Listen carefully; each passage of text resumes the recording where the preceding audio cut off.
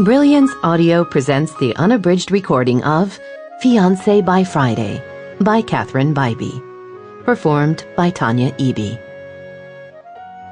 Chapter 1. The flash of the cameras made her stand straighter, turn toward the heckling paparazzi, and smile.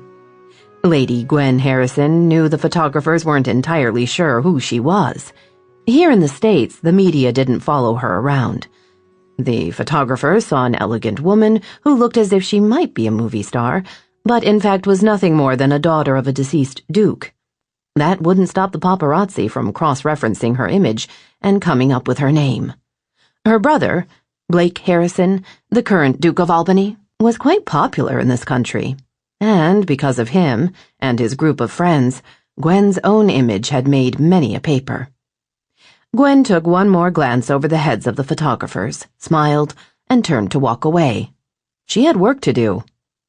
The Wilson Charity Ball was exactly the event Gwen was born to work. Having grown up in an estate outside of London with a very proper mother and a father who rarely acknowledged her presence unless she was standing in front of him, Gwen was the poster child of a socialite. She wasn't threatening to anyone here. Most of the guests were actors, activists, political figures, or the significant others of the aforementioned people. Gwen was none of them. Her sole purpose for attending the ball was to find potential clients for Alliance.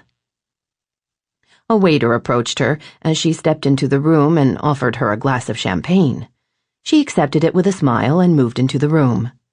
She recognized a few faces, mainly people Eliza, a friend and former employee of Alliance, had introduced her to in the past. "Lady Harrison!" A voice called her attention to a small gathering of people a few feet away. Marilyn Cohen, petite, stunning, and probably the most famous woman in the room, waved her over. Marilyn kissed each of Gwen's cheeks in greeting. "It's lovely to see you again," Gwen said. "How long has it been?" "The governor's ball, I believe," Marilyn reminded her. "How are Carter and Eliza?" "Settling into their new roles." Carter had won the governor's seat the previous election, and the two of them had moved to Sacramento once he took office. Carter was Blake's best friend, and Eliza was the sister Gwen never had. Gwen glanced around Marilyn, expecting to see her husband. "Are you solo tonight?" "Tom's on location in Green." Sample complete. Ready to continue?